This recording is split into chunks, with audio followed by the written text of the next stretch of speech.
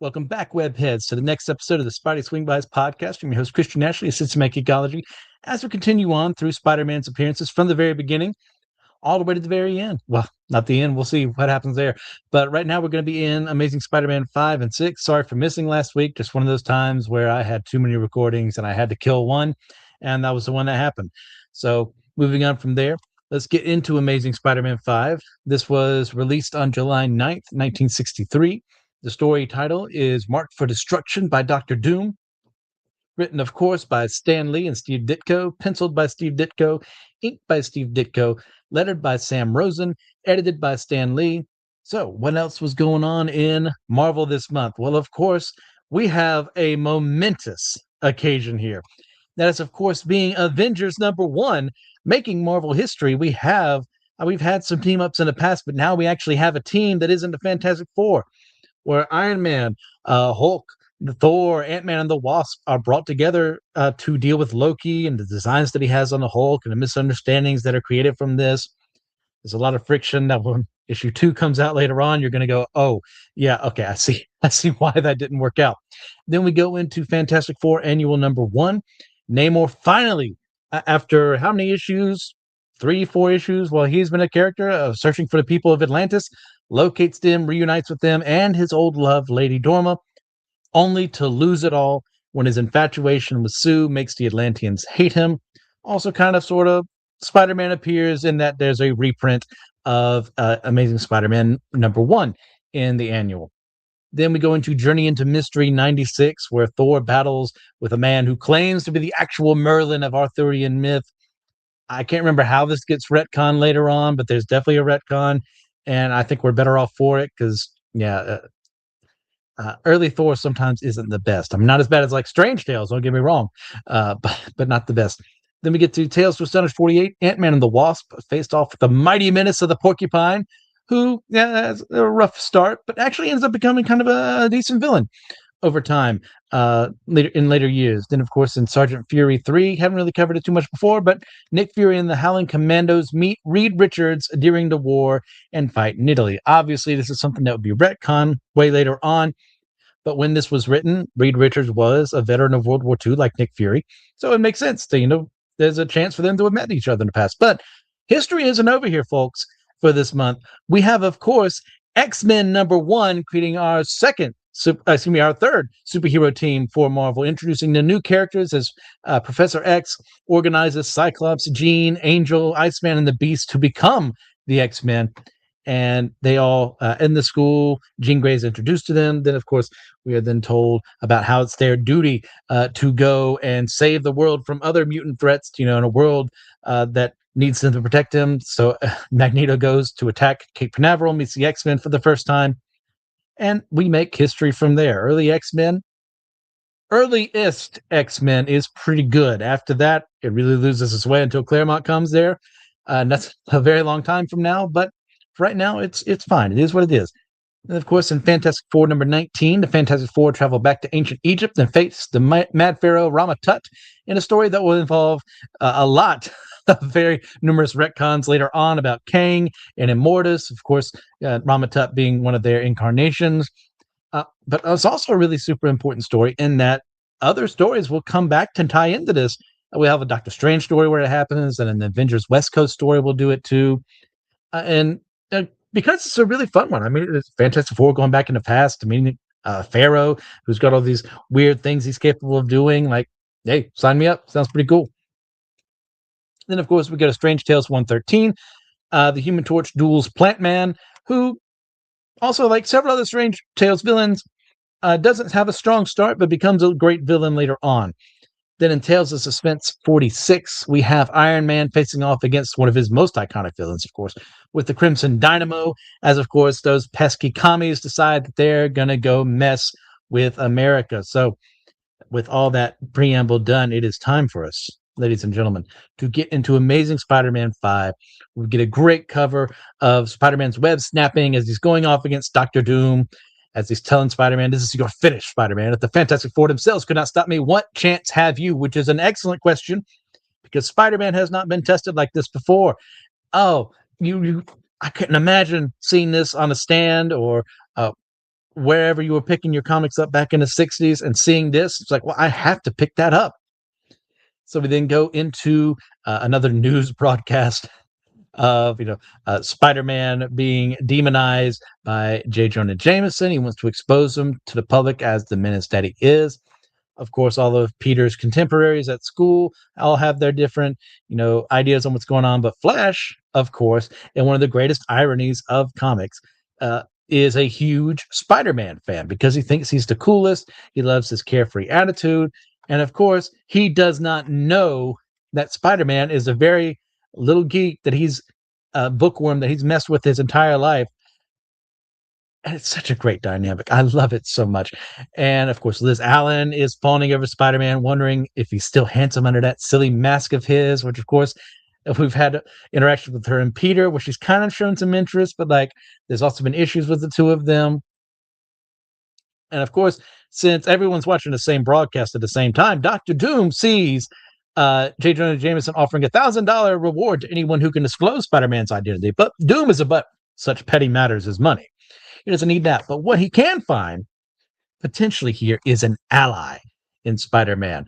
So he's fought the Fantastic Four to a standstill, but alone. But what if he brought Spider-Man into the fold with him? Ordinary men tremble at the mention of my name. The entire civilized world fears the menace of Dr. Doom, and yet in one respect I've been foiled time and time again. No matter how perfectly I lay my plans, the Fantastic Four have always managed to frustrate me. I still remember our last parting. Of course, we go into the last issue where this occurred in Fantastic Four, and Doom barely managing to escape is in there. So what does he do to contact Spider-Man? he gets a spider and puts it in a machine, and then tries to find a way to contact Spider-Man using his extraordinary senses there. And of course, Peter hears it as he's training and goes, what's going on there? And he's going to try and track down the message. Doom is going to try and persuade him to join him against the Fantastic Four.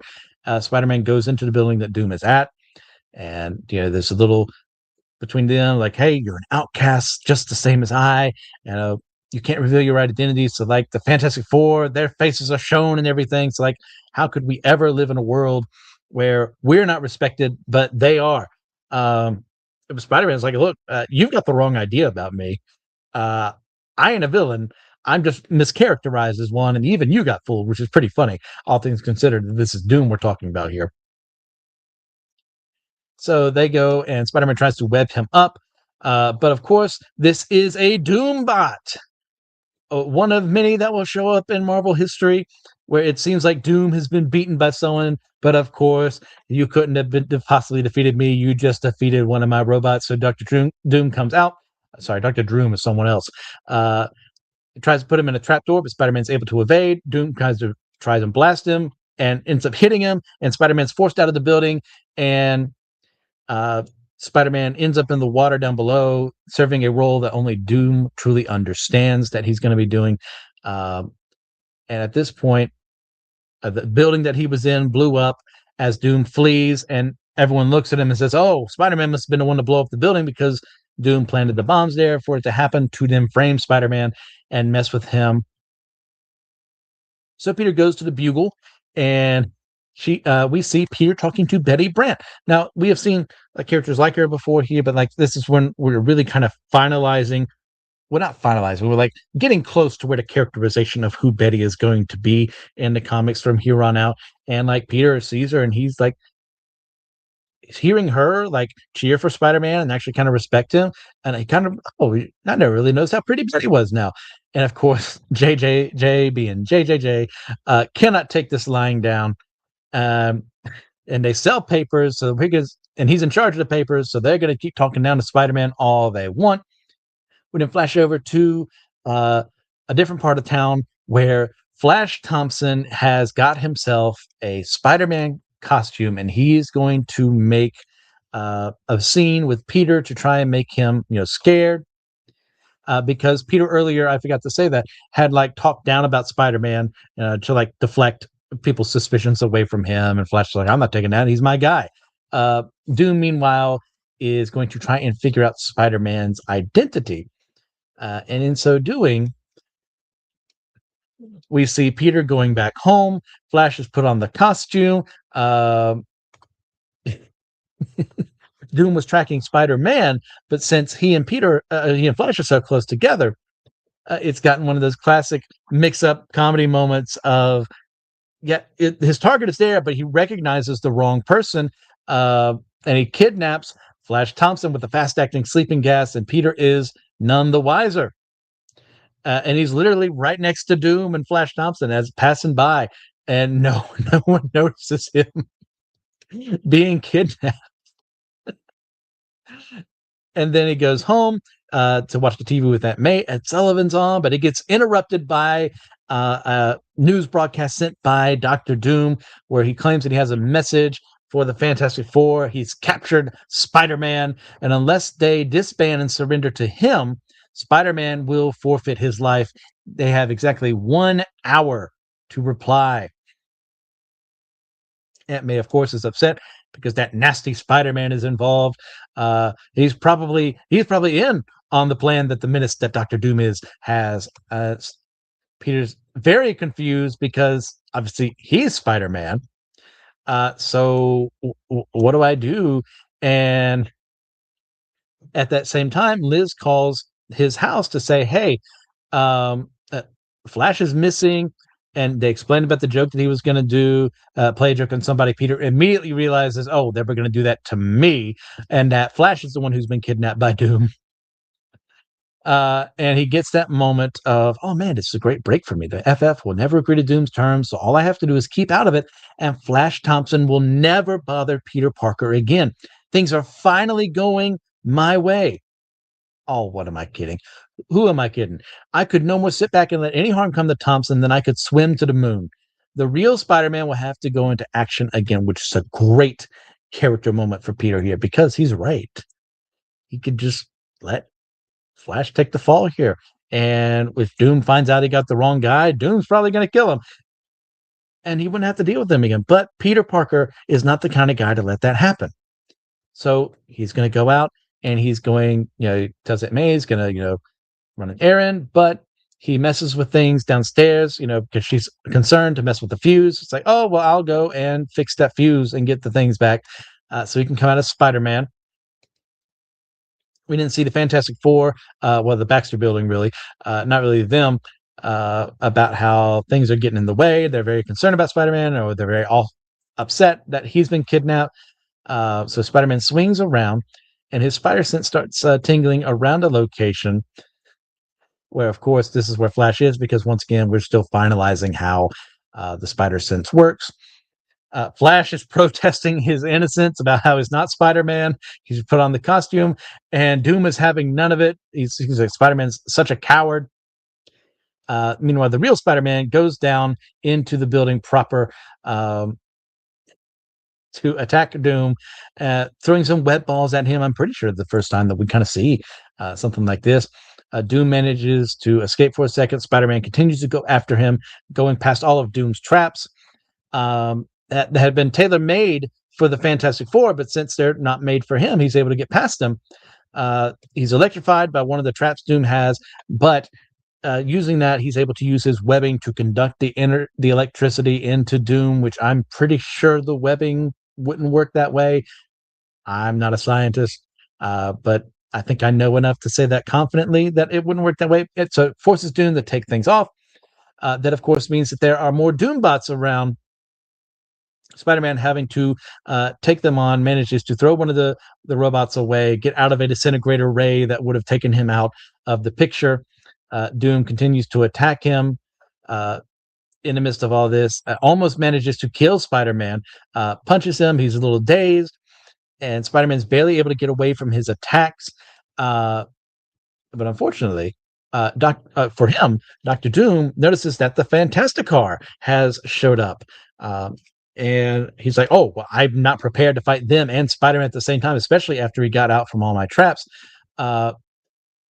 Spider-Man realizes, oh, wait, well, Doom's gone, but I promised Aunt May I'd go back home and help with the fuse, and he then leaves. The Fantastic Four go to find Flash Thompson.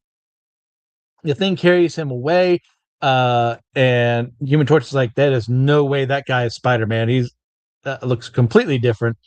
And they recognize that Doom has left, and more than likely, Reed thinks that the real Spider-Man was here, took care of the issue for them. Peter returns home to Aunt May. She's concerned about him, uh, and he's not able to get the device that he wanted to help fix the fuse that he broke in the first place.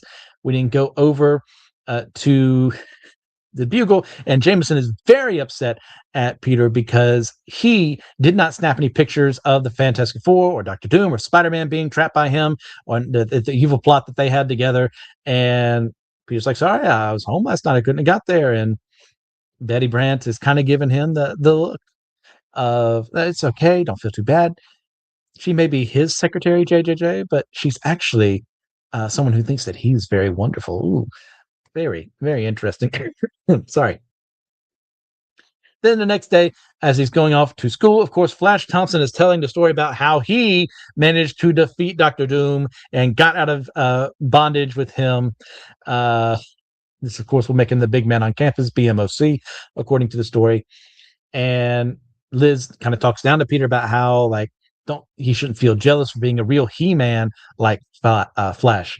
And Peter, who has succeeded in his Spider-Man life, has failed in his Parker life, where, as he puts it, I might as well face it. I've got nothing but luck, and it's all bad. In a classic Spider-Man story. Man, what's there to say about this one? I love this one so much. It is a fun enough way to introduce Spider-Man to the larger Marvel universe when it comes to the villains. And who do you start with? Well, of course, you start with the best of the best. He's got to face Doctor Doom. Like, could you imagine people thinking before this happened, well, who should Spider-Man fight next? Well, obviously, Doctor Doom. I'm sure Loki's out there. Magneto was just introduced this month. I think later on in the month, if I'm remembering my dates correctly. So he's not been built up as anything. All the rando people that Johnny Storm's fault in Strange Tales wouldn't amount to much. Maybe the Wizard. But no, like, have him up against Doom and have them match wits with each other, because Doom, yeah, still in his early characterization, but you know enough about him to where he's a menace, he's a threat, he's an intellectually intelligent man who can make these schemes to make things work out for him. But then you pit him against early Peter Parker, early Spider-Man. Peter is a genius. Like, he designed his web shooters. He made his costume. He knows science in a way that few other heroes besides, like, Reed Richards at this time and maybe Hank Pym would understand. And a little Tony Stark, because he's developing that. Well, Bruce. Okay, sorry. Bruce Banner, Tony Stark. Yeah. Forget what I said. But for him to be at that age and be able to do it is probably a better way of putting it. To have him match wits with Doctor Doom, who is far above his level, far above his pay grade. Yeah, this is perfect as an issue. I mean, if I was doing scores, I used to do that for the old version of the show, but I don't do scores. But if I did, it'd be a 10 out of 10. Does that mean it's without flaw? No. But does that mean that I heavily enjoy what's going on here? Absolutely, because we get a lot of really good character work here with Peter and his supporting cast, and we'll build up a villainous relationship with Doom, as far as, like, their not rivalry, but, like, that's what I'm looking for here. It's hard because Doom does respect Spider-Man to an extent. It's not like the respect he would have for Reed, comparatively speaking, but there's something about him, like, you've beaten me so many times over the years. I do have a respect for you. That doesn't mean I like you, but there's something there. But this starts that, because over the years, Spider-Man will meet Doctor Doom multiple times over, in various ways. Sometimes where he's able to get one over him, sometimes where he gets beaten up a little too much than he'd like. At the end of the day, this is what creates that.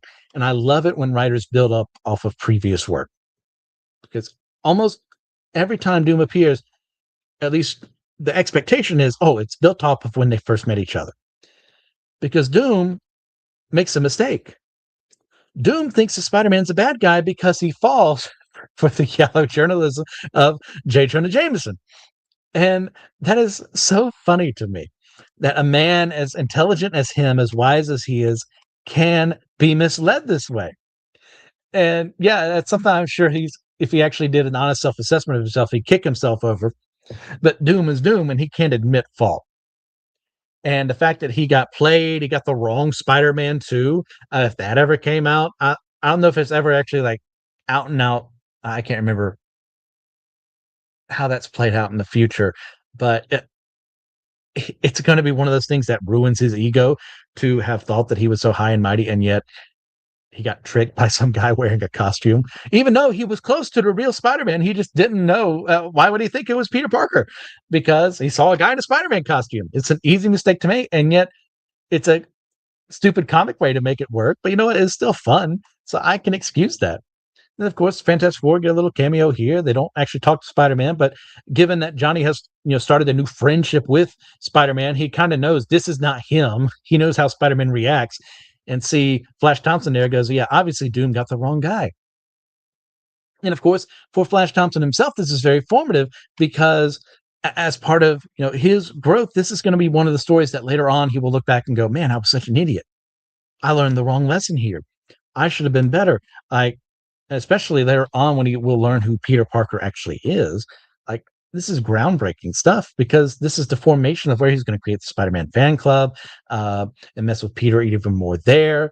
We're going to get to the point where they box in a little bit to air out their frustrations in a way that no high school would ever sanction. Uh, Not a good one, at least. Then, of course, we get Liz once again, like falling more for the propaganda, the flashaganda of him getting away, but also like there's still something she feels for Peter. Then we get Betty Brant too. Her like Peter kind of like noticing her for the first time. Yeah, he's met her, but like there's something different. It's like you can meet someone and then suddenly there's something about them that sparks. Oh, wait a minute. Oh, this is who you are. Like, oh yeah, as a teenage boy, sometimes as a grown man, I did the exact same thing. So I totally get why that would click. Not just with women, men too. Like, oh wait, so that's who you are. I had a bad preconceived conception about you. I shouldn't have done that. And of course, J. Jonah Jameson, a flawless character, written well, but especially early on, like how he feels about Spider-Man. It's all called out. Like you praise these other people here, but when it's Spider-Man, there's something about him. It's irrational. And of course, he'd never admit that it was irrational at this point in time in his history. But he causes so many problems for Peter, both as Peter Parker and Spider-Man, that you got to wonder, like, why doesn't he just like rip him in half sometime? But like, that's a good thing about Peter is that he is the better man. And he showcases himself as the better man here with how he handles the whole situation with Flash. A lesser man would have said, I don't have to lift up a finger and actually agree with that sentiment. Peter has the thought because he's us, because we've all had that one person in life who go, you know, if something were to happen to you, man, I'd feel a lot better about life. I wouldn't have to deal with you anymore, messing with me. And yet, it's not good to feel that way. It's not loving to be like that. And as someone who does believe in being commanded to love other people well, part of that is loving people who don't love you back. Not in a way that puts you in a situation where you're constantly being bullied or being taken advantage of, but to show kindness and love to someone who doesn't deserve it, and then not go to them and say, I approve of everything that you're doing. Like, I'm doing this because it's right. I'm doing this because it's good. And that's a huge part of who Peter Parker is, and that he will do things because of that great sense of responsibility for people who do not love him back. And that he will never get the accolades for. He's fine with that. Action is his reward, as a good old 60s cartoon theme song would say. So let's move on from there into our next part with Amazing Spider-Man 6. This was released on August 8th, 1963. The story is Face to Face with the Lizard. Of course, written by Stan Lee and Steve Ditko, penciled by Steve Ditko, inked by Steve Ditko, lettered by Artie Simek, edited by Stan Lee. What else was going on in Marvel this month? Well, we have the Fantastic Four battling the menace of the Molecule Man, where Reed eventually discovers he can't mess with inorganic matter. Get a nice way for Alicia Masters to be brought into the story to trick the Molecule Man. and he himself would become a major player in, of course, Secret Wars, both the original and the one in Hickman, what he did in the 2010s. So a fine introduction to him. Strange Tales 114. So in order to prepare readers for the coming of Captain America, the Human Torch fights the acrobat who is pretending to be the true Sentinel of Liberty. This was one of those stories that you could tell, like, oh, we kind of want to bring Captain America back, but it's been 20 years almost. We did it with Namor, but can we do it with Cap too? So let's throw something in Strange Tales, the place that no one cares about anyways. Even though people did buy the book, I'm just being me. And introduced the concept, well, if Cap came back, what would you guys think? They literally leave that as a question in the comic itself. Then Tales of Suspense 47, we see Iron Man facing one of his oldest foes for the first time in the Melter, and a fair enough story. I believe that was it. Not too much was being published that month. So let us go into Amazing Spider-Man number 6. Oh, I accidentally took something off I shouldn't have done. Let me correct that. There we go. 7, 15. Okay. Yeah. Anyways, so moving back to Spider-Man proper, we get another great cover of him facing off against a lizard in like some silo or well or what have you. He looks like the lizard is about to take Spider-Man down. And we see a threat of this reptilian menace. Of course, you got the green and purple colors because villainous colors. Spider-Man is going to face down the lizard as we see a giant man, a lizard man in a lab coat and black shirt and purple pants attacking people, but he's talking like a man, telling people to leave his swamp. Very Shrek of him, very before Shrek. Bullets don't work on him. He attacks people, lifts up an entire tree to throw at people, but didn't get like people speculating on what he could be. Like, he walks and talks like a man. He's got the strength of a dozen bulldozers. Like, no one should ever invade his domain. And the stories are going off the press, even in the Daily Bugle, of the strange thing in Florida. Literal Florida man, lizard man, is attacking people. And Spider-Man's like, what? This isn't real. Let me just use some arbitrary skepticism for a moment. Even though it's front page news, he's dealing with Jonah.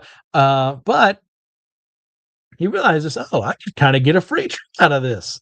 So let me go tell Jonah I want to go to Florida to snap some photos of that lizard character. He then talks to Jonah, and he's like, there's no way I'd ever do that. Because, Peter even tries to say, well, what if Spider-Man fights him? He's like, no, Spider-Man has no business fighting him down there. So Peter is a little upset that he got turned down. Betty has overheard everything, and she's encouraging Peter. And a great part of their early relationship of her uplifting him realizing that there's more to her, like he started to do last issue, and how he can actually interact with them. Then we go to school trip to the Natural History Museum, where they see like a Tyrannosaurus statue, I'm presuming. Peter's going to study the dinosaurs because if he studies them, he'll know everything he needs to know about lizards, right? Comic book logic. He then has spider sense thing goes off, and he sees some criminals heading around. They've stolen a ruby. They notice him noticing them, and he then gets into his costume as Spider-Man to take them down. But they've taken Liz as a hostage, and in the process of them doing that, he takes them by surprise, beats them up, and Spider-Man saves Liz, helps her up to her feet. She says, Spider-Man, you saved me from those 2 gunmen.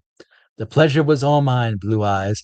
And this, of course, makes her incredibly infatuated with Spider-Man even more. Flash is very upset. But all she can remember are Spider-Man's strong arms around me. Nobody noticed that Peter was gone. Liz is praising Spider-Man. Like, Flash is like, I can handle Parker, but Spider-Man, I can't do anything about him. And Peter, of course, to assure his not friend yet, hey, just one thing, pal, worry. And then, of course, there's a radio broadcast from a boy listening to his transistor portable radio about, well, the nation wonders why Spider-Man has avoided going after the lizard, which is an interesting broadcast to have, because, like, it's only been a couple months he's been around. Like, he's not the Fantastic Four. The Avengers just got started. The X-Men are around. How do you know he's not a mutant? Why is Spider-Man the one they're calling out? Well, because this comic is called The Amazing Spider-Man. That's why. So Peter's like, okay, of course, I can't have any of this. I'm going down to Florida. I'm going to let them know. And he puts a spider signal down on J. Jonah Jameson's desk at the Daily Bugle. And he tells Jonah that, hey, all the editorials you've been writing against me on radio and TV, I'm beginning to think you don't like me. As he webs Jonah up, suspended from the ceiling, is hey, I'm going to accept the Lizard's challenge, and you better go send down a good photographer to cover the story. Wink, wink. How Jonah doesn't figure this out, I don't know. And then Spider-Man then gets out of there, leaving Jonah up on the ceiling, goes inside to the Bugle as Peter Parker, where Betty's like, he's been asking for you for forever. He's looking everywhere for you. And Peter, very, very well done here, kind of leans over the desk and says he's been wanting to ask her something too. But unfortunately, J. Jonah Jameson comes in and ruins the moment. And he's going to send Peter Parker to Florida, but he's coming with him. And his reasoning for that is that you can't take any chances of a slip up on Peter's behalf. But also he wants to use a trip to Florida. He uses as an excuse to go there, which of course causes complications because now Peter can't change as easily into Spider-Man when Jonah's around. And he goes to Aunt May, explains the situation for her. She's very against it until that he says that Jameson's going with him. And of course, you mean J. Jonah Jameson, the nice man you do part-time work for? Oh, in that case, I suppose it's all right. I know he'll take good care of you. And Peter says he's like a big fat guardian angel, Aunt May. So they leave to go down to Florida, and Peter's reading a newspaper report about a man named Dr. Connors, who's a reptile expert who lives near the Everglades where the lizard is at. And it figures, it'd be a good idea to contact him. He knows stuff about reptiles. Maybe he knows what happened here, how this could have happened. And as they do get to Florida, he then leaves Jonah behind, changing to Spider-Man. There are army patrols preventing people from going around the lizard's territory. The lizard senses Spider-Man coming, and then gets attacked by him, gets grabbed by him. They're thrown into the water. It barely manages to get out of the water, fighting with the lizard, who declares that the swampland is mine. I have warned the world, but you dare to invade my domain, and so you are doomed.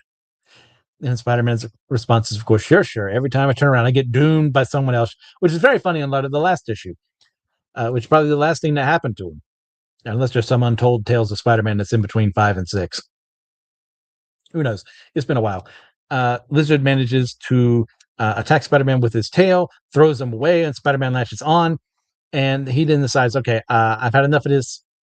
He sees Dr. Connor's house. He's going to go in there. He sees a woman crying, which, of course, his wife, Martha. I can't remember if she gets named in this one, but eventually we'll see Martha Connors is his wife's name. Of course, his son, Billy. She then tells him that her husband, Dr. Curtis Connors, is the lizard. Shows him a photo, goes into a flashback of how, lizards, if they lose a leg, can regrow one, tails can be regrown and so on and so forth. But what if humans could do the same, which is a very noble pursuit? I'm sure there's many people out there who've lost a limb in some way, shape, or form, who would love the chance to walk again, or to have both hands or one hand or another part of their body, regrow it simply like that. That's very admirable work. And that's what the tragedy is of Kirk Connors and the lizard, is that there's a very noble man who wants to do good for the world, wants to enrich other people's lives with the research he's doing, and yet he had lost his arm during the war. This, of course, would have been World War II back in the day. Now I think it would have been the Cyan Kong conflict, I think is what they've named the new one. It's been a while since I've looked that one up. That's a pretty recent retcon that needed to be done because obviously World War II is how many years away from now? 80-ish? Yeah. So it doesn't really make sense for our Marvel characters to have fought there. Just as much like Frank Castle used to have fought in Vietnam.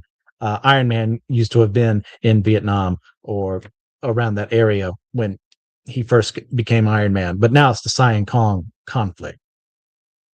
So Connors has made an experimental serum.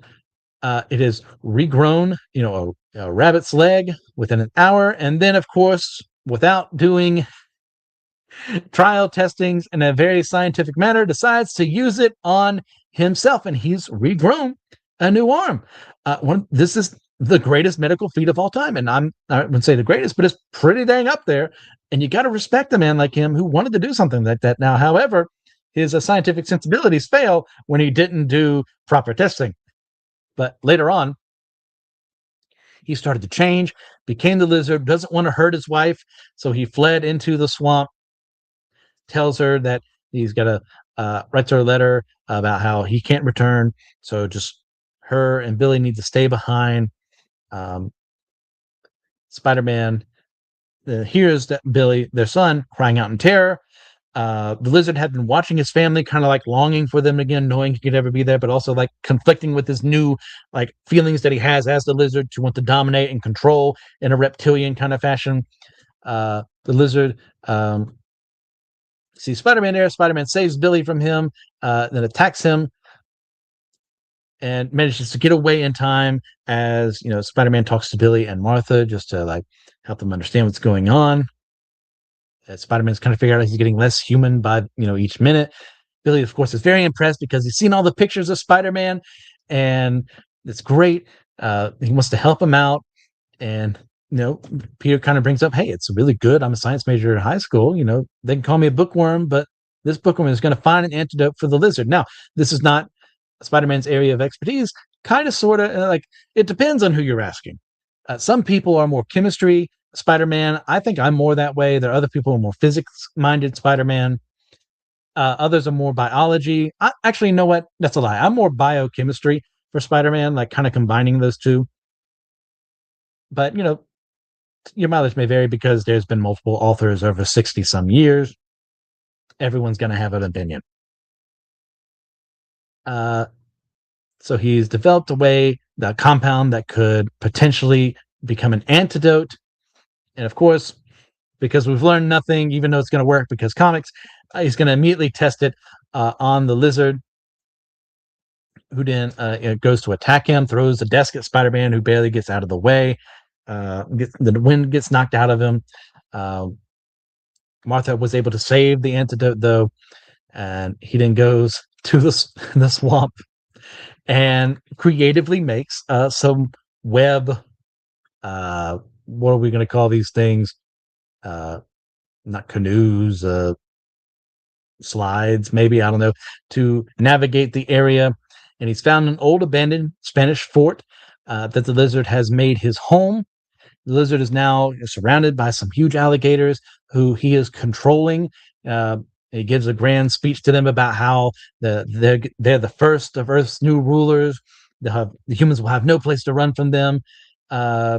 All reptiles, lizards, crocodiles, alligators, snakes, and all the crawling hordes, the countless millions of reptiles in these Everglades alone, will become a new race of lizard creatures.